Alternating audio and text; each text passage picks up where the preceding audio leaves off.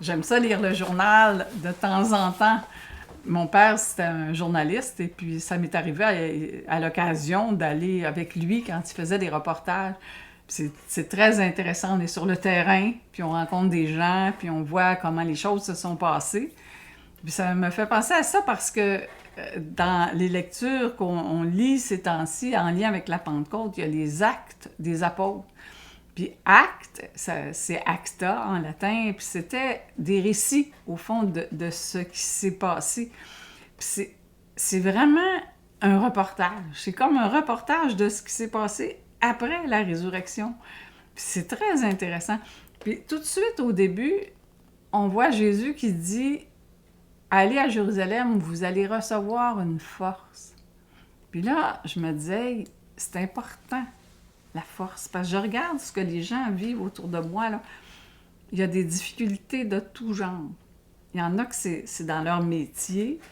D'autres, c'est des difficultés familiales ou de santé ou de soutien de d'autres personnes. Ça nous demande vraiment une force.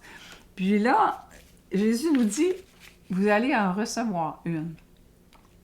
Il y a la mère d'un de mes amis qui disait, quand ça va mal, c'est pas le temps de s'écraser, c'est le temps de se mobiliser.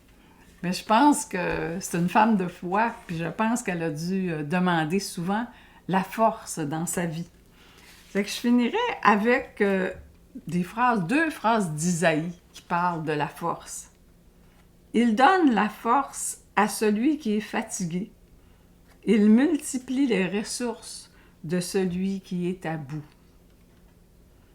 Ceux qui comptent sur Dieu renouvellent leur force. Ils courent sans s'épuiser. Ils marchent sans se fatiguer.